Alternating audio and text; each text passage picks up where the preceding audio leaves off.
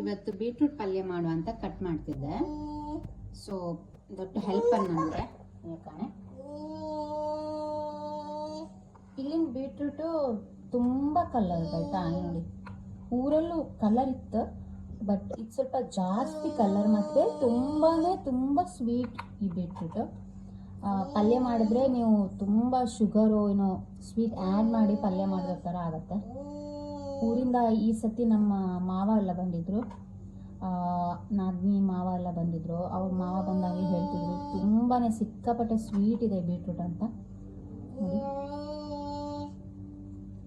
Colour ಅಷ್ಟೇ ಇದೆ, sweet ಕೂಡ ಅಷ್ಟೇ ಇದೆ. ಇವಳಿಗೆ ಬೀಟ್ರೂಟ್ ಪಲ್ಯ ಮಾಡಿದ್ರೆ ಅನ್ನನೇ ಬೇಡ, ಬರೀ ಬೀಟ್ರೂಟೇ ತಿಂತಾಳೆ. ಇವಾಗ ಇದ್ರಲ್ಲಿ ಆಟ ಆಡ್ತಾಳೆ. ಅವಳದು ರಾಗ ತುಂಬ ಕ್ಯೂರಿಯಸ್ ಆಗಿ ಆಟ ಆಡ್ತಿರ್ಬೇಕಾದ್ರೆ ಈ ರಾಗ ಬರುತ್ತೆ ಅವಳದು. ಎಂತ ಮಾಡ್ತೀವಿ ತಿನ್ಲಕ್ಕದ ಹಂಗೆ ಮಾಡ್ರೆ?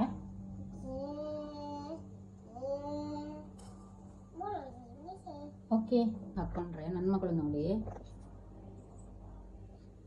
ನಾನಿಲ್ಲಿ ಬೀಟ್ರೂಟ್ ಕಟ್ ಮಾಡ್ತಾ ಇದ್ದೀನಿ.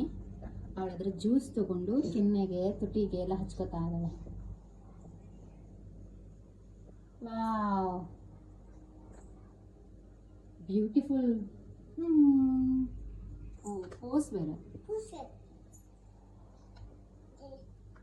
ಕುಕ್ಕಿ. ಇದೆಂತ ಬೀಟ್ರೂಟ್? ಓ ನೀ ಎಂತ ಹಾಯ್ಕಂತಿದ್ದೆ ಮುಖಕ್ಕೆ?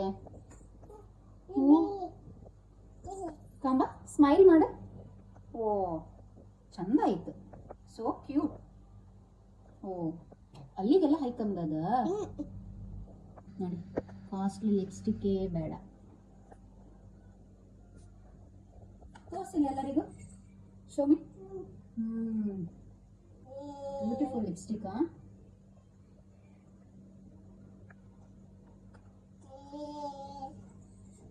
ಒಂದ್ ಕಡೆ ಹೆಲ್ಪ್ ಮಾಡ್ತಿದ್ಲು, ಇನ್ನೊಂದ್ ಕಡೆ ಮೇಕಪ್ ಮಾಡ್ಕೊಂತಿದ್ಲು. ಎಲ್ಲರಿಗೂ ಒಂದು ಹಾಯ್ ಮಾಡ್ಕೊತಿ. Say hi. Hi guys.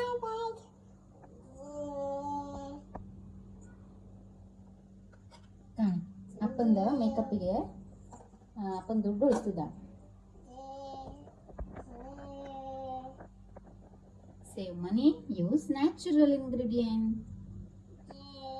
Okay, bye. Bye, you too.